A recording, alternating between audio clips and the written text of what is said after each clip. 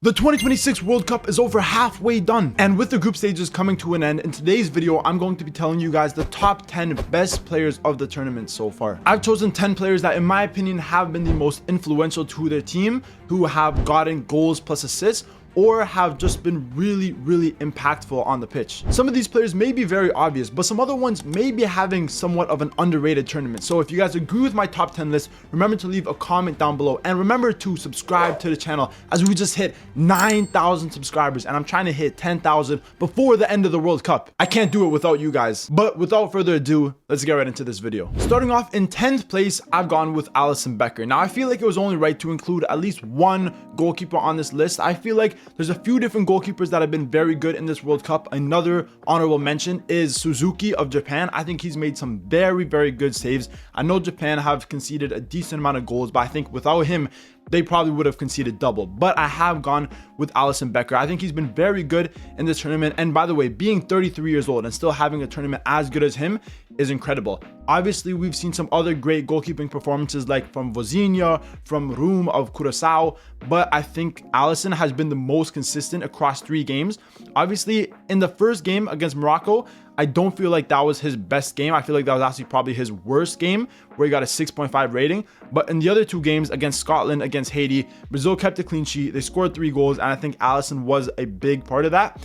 And even against Haiti actually had a decent amount of chances in this game. And I think if it wasn't for Alisson making a decent amount of saves, as you can see, FotMob gave him an 8.1 rating, 3 saves, XG face was 0.5. I think Alisson has been pretty good so far in this tournament. Moving on to the 9th player, I've gone with Achraf Hakimi. For me, he has been the best fullback in this tournament. I think he's been fantastic. Obviously, we all know how good he is with PSG, but this tournament, I think he's been probably one of the best Moroccan players. Maybe not the best, because I might have another one on this list, but I think he's been fantastic. Against Brazil, he was very good. Against Scotland and against Haiti, he was fantastic. Against Haiti, he was probably the best player on the pitch. And if it wasn't for him getting a goal and assist, guys, honestly, Morocco might have drawn this game. Haiti was very good in this game. Obviously, Isidora scored that banger, crazy goal.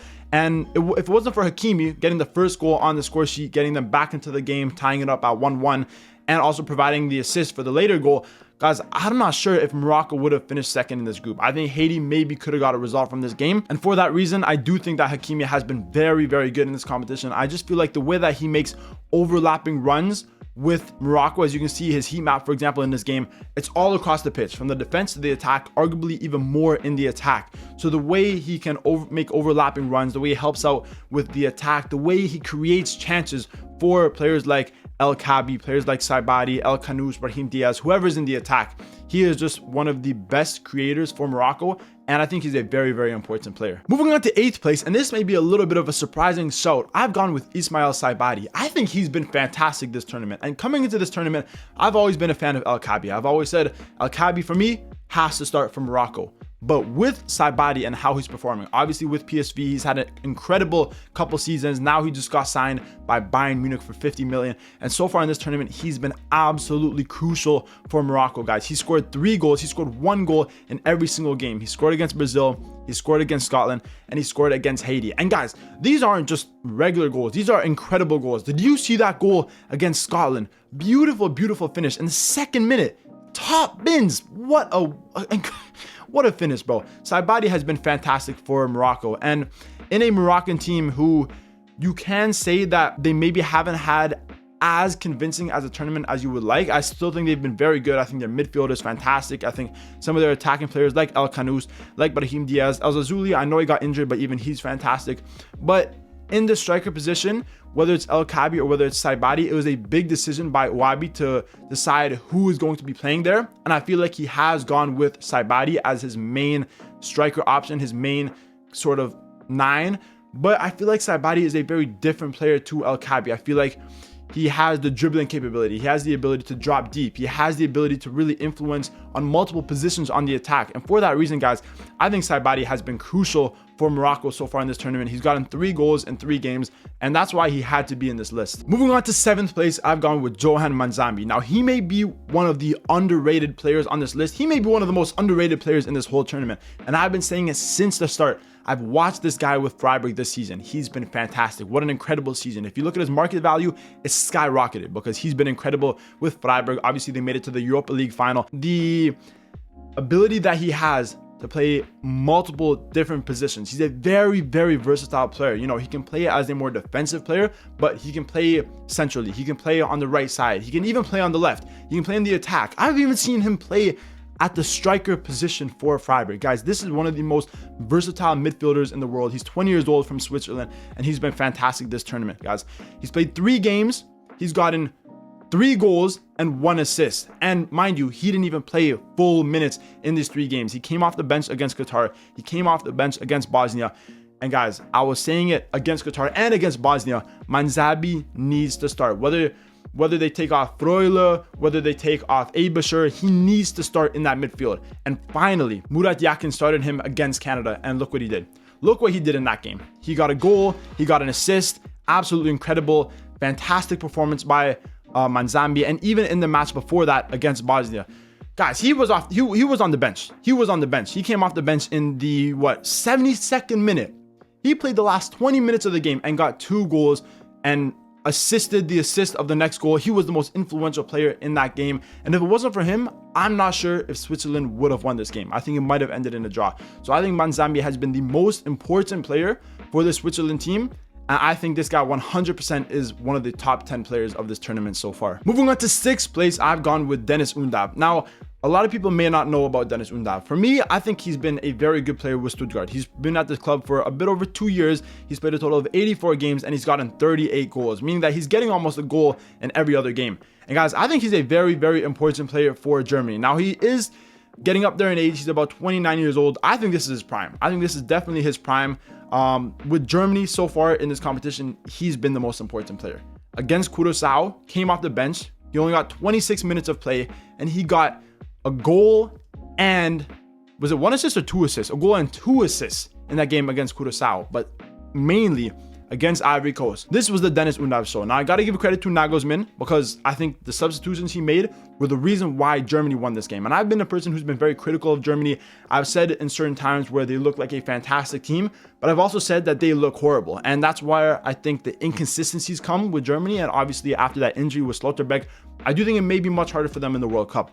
But with Dennis Undav, guys, he is one of Germany's best attackers. I'm telling you right now. Now, obviously, Nagelsmann usually starts Havertz, but bringing Undav off the bench, he got 2 goals in this game. He's the main reason why they beat Ivory Coast. Brilliant goals as well. That last goal in the 94th minute was a fantastic goal. And guys, if you look at Dennis Undav, he's played a total of 86 minutes in this World Cup. He hasn't even played a full 90 minutes in this World Cup, and he's already gotten 3 goals and 2 assists. He's one of the top players in this World Cup in terms of goals and assists, and he hasn't even played a full 90 minutes. So I think that Dennis Undav 100% has to be in this top 10. Moving on to 5th place, I've gone with Erling Haaland. Now, I do think Haaland has had a good tournament, and obviously we all knew he was going to, right? Those goals that he scored, especially against Senegal, incredible. That one-touch volley, that one crossbar down, bro, how does he even score that? I don't even know how he scores that.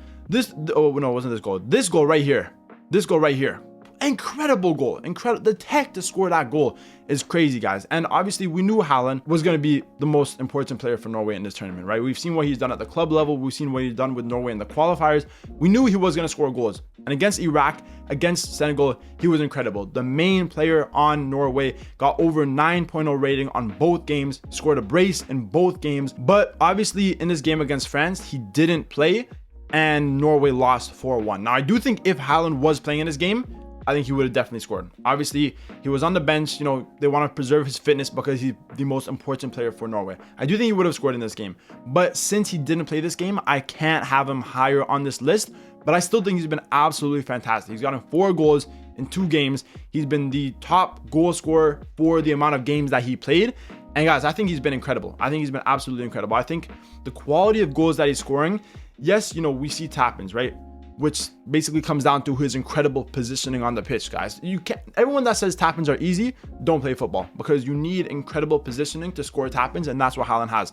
But even some of his other goals, like I mentioned, that goal against Senegal, that one-touch volley, crossbar down, oh my gosh, he's incredible, guys. He's absolutely incredible. And one thing that I think is very underrated about Haaland so far in this tournament is the way he's pressing the opposition. The way he's pressing for a whole 90 minutes, he's pressing the defense. He was pressing the defense of Iraq, pressing the defense of Senegal. And that's why we saw mistakes from both teams. We saw the Iraqi goalkeeper make a mistake and Haaland scored. We saw Koulibaly make a mistake for Senegal. And once again, Haaland gets rewarded, guys. So Haaland's press has been probably the most underrated part of his game. And I think he has to be in this top 5. Moving on to 4th place, I've gone with Vinicius Jr., guys. Honestly, this has been a redemption tournament for Vinicius Jr. Obviously, with Real Madrid, especially this season, guys, he hasn't been good enough. He just hasn't been good enough. He's caused certain problems on the pitch, problems with him and Mbappe. Yes, he's been okay.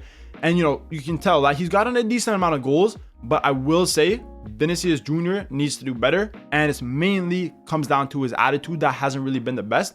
But guys, this has been a redemption tournament for Vinicius Jr. He scored the only goal against Morocco. One of the goals of the tournament. Incredible goal from him. He had the ball on the left side, cut inside, and a beautiful, beautiful finish. Top bins against Bono, who's a very, very good goalkeeper as well. But he didn't stop there, guys. Then against Haiti, got a goal and an assist. He was the most influential player for Brazil, along with Cunha, who's been very good, just missed out on this top 10. But Vinicius Jr. was very good in this game. But then against Scotland, once again, the way he torched that Scotland backline, the way he was completely destroying Hendry, Patterson, McKenna, oh my gosh. Absolutely incredible. Once again, scored some very, very good goals. Obviously, guys, Vinicius Jr., I think he's been one of the best players for Brazil in this tournament. One of the best players by far. If it wasn't for him, do I think Brazil would have gotten 7 points in the group? I think they probably still would have. I think they would have beaten Haiti and Scotland. But in the fashion that they did, I don't think so. I don't think so, guys. I think Vinicius Jr. has been probably a top 3, top 4 player in this tournament. And I think if he continues to perform, depending on how far Brazil goes, guys, Vinicius Jr. could have a fantastic tournament. He could easily get 5, maybe even 6 goals if we see Brazil in the semifinals. But I do think Vinicius Jr. has definitely been one of the best players of this tournament. Moving on to 3rd place, I've gone with Ousmane Dembele, the current Ballon d'Or holder and one of the players that's probably favorites to win the Ballon d'Or again if France have a deep run in the tournament. And guys, I will say with Ousmane Dembele, in the first game, I didn't think he was that good. In the first game against Senegal, I actually didn't think he was influential enough for France. Now, they still won 3-1, right, which was absolutely incredible. But I feel like Dembele was probably the weakest player on the attack. I thought Doué was good. I thought Olise was incredible. And obviously Mbappe. We'll talk about him in a second. But I feel like Dembele was probably the weakest player in this France game against Senegal. But in the other 2 games, against Iraq and yesterday against Norway, he showed up, guys. Against Iraq, he got a goal, got the assist, which was very good for his confidence. But then against Norway, guys, this is the Ousmane Dembele that we need to see. Obviously, we know internationally, Ousmane Dembele is known for underperforming. A lot of times in a lot of international competitions, he doesn't perform to the level that we'd expect for Ousmane Dembele. But yesterday against Norway, hat trick. What an incredible game for him. The way that he was just absolutely destroying this Norwegian backline with his runs, with his dribbling, absolutely incredible. And the goals he scored, fantastic, guys. Absolutely fantastic goals. This one from the outside the box in the 20th minute, a beautiful, beautiful finish. And even the first one, this one was the first one. Guys, incredible goals, incredible goals. And obviously, we know Dembele is one of the best 2-footed players in the world. We know that he can use his left. We know that he can use his right. And that's one of the main reasons why he was so deadly against Norway. And one of the main reasons why he's been so good in this tournament. Now, like I said, in the first game, I thought he was a little bit poor. But if he can continue this level, right? Pretty much he had 2 good games and you got 4 goals and an assist, which is crazy. If he can continue this level and France make a deep run, Ousmane Dembele will be one of the only players in history to win 2 Ballon d'Ors in a row. Moving on to the second best player in the tournament so far, I have gone with Lionel Messi. Some people may say he's been the best player. Now, I am recording this video before Argentina play their last group stage game against Jordan. I'm not sure if he's going to start in this game. If he does, I don't expect him to play a full 90 minutes. He might play for half the game. But guys, you cannot deny that Messi has been one of the best players in this tournament so far. Only against Algeria and against Austria, right? He's played 170 minutes and he's gotten 5 goals. 5 goals. And guys, if we look at that game against Algeria, bro, Messi was fantastic. Now, I will say, this Algerian goalkeeper, Zidane, bro, you had a stinker. Absolute stinker. He probably should have saved both of the first 2 goals from Messi. But you cannot take anything away from Messi. His shot power was incredible on that first goal. His positioning to get that second goal, that tapping into the net, was incredible. And that final goal, bro, no goalkeeper is saving that final shot. That final goal, that positioning on that goal is incredible. And that's the main thing with Messi, guys. We know Messi's getting up there in age. We know he maybe doesn't have the pace that he once did. But the thing with Messi is he doesn't rely on pace. He relies on his IQ. He relies on his passing. He relies on his finishing ability, his accuracy, and that's why Messi is still a top player, even at the age of 38 years old. And guys, if we look at this next game against Austria, bro, Messi's been the only player that scored for Argentina, by the way, in this tournament. Argentina have won 2 games at the time of recording this video, most likely will win 3. They've scored 5 goals, and they've all been from Messi. Once again, against Argentina, scored some very, very good goals. Some very good plays, obviously. That second goal was maybe a little bit lucky, but that first goal was absolutely incredible. Fast break, brilliant finish. You know, realistically, I don't think the Austrian goalkeeper Schlager was going to save that. Against Messi, you know, realistically, it's going to be very hard for goalkeepers to save his shots, guys. It's going to be very, very hard. Now, I will say in this game, Messi should have had a hat trick because that penalty that he missed in what was it? The fifth minute? When did he miss the penalty? Was it the 5th minute? 9th minute? That was a horrible penalty. I don't think I've ever seen Messi take a penalty that bad, bro. It completely missed the whole net. It was horrible. But with that being said, I still think Messi has been one of the top players, guys. He should have had 6 goals by now in 2 games. He only has 5 because of the penalty miss. But Messi, 100%. If Argentina have a very deep run and maybe even win it once again, Messi will be definitely the player of the tournament. And moving on to number 1, we all knew it was coming. Kylian Mbappe, guys. For me, he is Mr. World Cup. He is definitely Mr. World Cup. What he did in 2018, what he did in 2022. A lot of people may think with the season that he had, which was still very good, guys. He scored 25 goals. He was scoring almost a goal in every single game this season in La Liga. But with his attitude and with some of the problems that he had, whether it was on the pitch or off the pitch, a lot of people were thinking he may flop during this tournament. I never thought that. I've always loved Kylian Mbappe. I always thought he was Mr. World Cup. And once again, he's showing us why, guys. He's played 3 games so far, and he's gotten 6 goal contributions. 2 goals against Senegal, 2 goals against Iraq, and 2 assists against Norway, which I think is very good because it's all good scoring goals. But the way that Kylian Mbappe really helped his team in this game, the way he assisted Dembele's goals, I think he was absolutely fantastic in this game. I feel like a lot of people wouldn't have expected Kylian Mbappe to be able to get assists like that, but I thought the way he was passing the ball, the way he was moving the ball was very, very good in this game against Norway. But guys, we got to go back to that game against Senegal because those goals scored by Kylian Mbappe, holy shit, that first goal, incredible. But the second goal, the power on that shot was crazy. 96 minutes just to confirm the victory for France after they were up 2-1. You never knew. Senegal were pushing at the last minute. They maybe could have scored another one, but Mbappe said, hell no. Give the ball to me and I will show you why I am Mr. World Cup. What a goal that was in the 96th minute. And he should have probably had a penalty in this game too. Probably could have got a hat trick as well. And then in that game against Iraq, now we know Iraq have been horrible this World Cup. Their defense have been absolutely disgraceful, but his goals, incredible. Another brace for Mbappe, 2 games in a row, similar to Haaland. Once again, beautiful, beautiful goals. Obviously, there was that first goal from outside the box. That was a classic Kylian Mbappe finish. Great move, great power, great spin on the ball.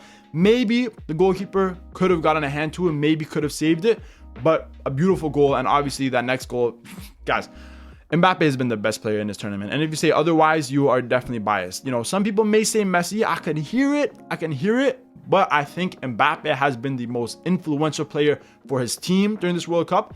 He's gotten the most goals and assists with 4 goals and 2 assists. And just the way he plays football, the way he terrorizes the defense, the way he makes things happen. He is like a one-man team. You give the ball to Kylian Mbappe, you know something's going to happen. You know he's going to lay the ball off in a perfect opportunity for his teammate, whether it's Dembele, whether it's Barcola, to score. You know he's going to go for a crazy shot and somehow is going to go in. Guys, Mbappe has definitely been the best player in this tournament so far. And we'll see how he performs for the rest of the tournament. But I will say, Kylian Mbappe at the current moment is Mr. World Cup. There's no doubt about it. But guys, that is the end of this video. Those were my top 10 best players of the 2026 World Cup so far. Now, I know we've just finished the group stages and there's the whole knockout stages to go. I will be making another one of these videos when the World Cup is done and when it's officially over. That will be my official top 10. But at the current moment, this is my top 10 players so far. Remember to leave your top 10 players in the comments down below. Remember to leave a like, comment, and subscribe if you enjoyed the video. And as always, guys, stay tuned for more videos.